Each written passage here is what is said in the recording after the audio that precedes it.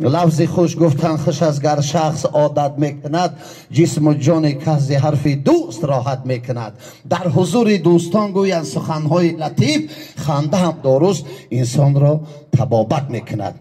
جای انتخاب کرده استاد خیرنده چه بینید نزد کتابخانه ملی. من همه قصه استاد خودشون که نوشته بودن برای من برای شما تقدیم میکنم. خواندن میگه دانش طلب و بزرگی آموز تا به نگرد روزد از روز. همه اون صحنه‌ای که در اینجا استادای عزیز هستند، از نام استاد خالمراد صدیق، از نام نصرالدین نوردین گلبی ابوالخیر و که با استاد خیرنده‌اش همکاری دارن، یک قرصک به افتخارشان از نام اهل هنر لحظه‌های گوارا همین قصه را پیشکش شما میگردانم. دانش طلب و بزرگی آموز میگه یک فرد میخواند به درجه میخواند که نامش نوشته نمیتونه.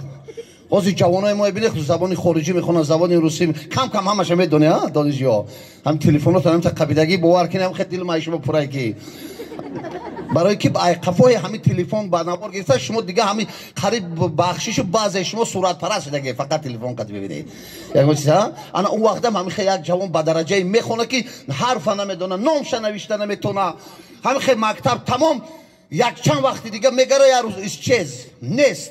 مسافدی پدرش میگه چی میشه گیجو برده باشن دوتاز خدمت برده باشن یا مو دو مو سه مو میکوه وقت تلفن خیلی علاقه نبود فقط نوشتن بود.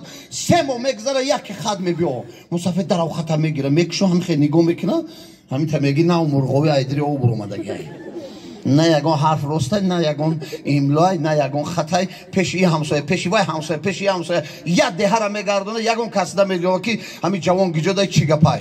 بعد یک کس میگه با شما همین خطا گرفته مکتب روید، مکتب ده همین معلم ها اگر یه حرفی یوان میفهمی بچه‌تون در کجای خطا میگیرم میره مکتب نزدی مدرو دیرکتور تمامی معلم میبیو همه عین نظر میگذارونن یگان کس نمیگه که چی نوشتگی. میگم معلم تربیت جسمانی دعوت کنی این دویدن در نوشتگی. معلم تربیت جسمانی میبیو نگاه میکنن نمیشد. بعد رابطه دیرکتور میبینه که مسافد خجالت میگه بابا در جامعه ما همین خیلی آدمایی هستن که همین خیلی حسن خط دارن، اینا دختران.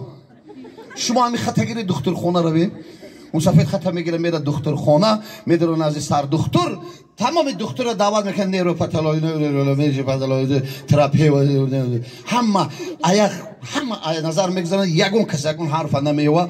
مسافر تماما قریب بیگه روز میشه نسترین پچک سر دکتر میبینه که نسترین مسافر نسفته بابا ما دکترها هممون هر خیلی می نویسیم. در جامعه یگانه آدمایی هستن که حسن خطی همه ما خوانده میتونن، اینا اپتیکچیویان دارو فروشا. شما همین مکتوب گرفت روید داروخانه ها همین بیگه میدونید هم بسیار جدا نوبت یا زپراف کده یا داروخانه ده مسافر میره نوبت بسیار میسته نوبتش میبیو وقتی مزاج بسیار باشه کلینچ خیلی کیره گپ میفوره او دکتر دارو فروش گر داروی داد شده نوبتی مسافر میشه. مسافر خط دراز میکنه که اپتیکچی میگیرم خیلی نگاه میکنه میگه ای بابا این داروی شما در خطای میشه مال آوردگی نیستیم. زندگانی گاه آسان است و گاه مشکل است، گاه چون قند و عسل گاه زهر قاتل است.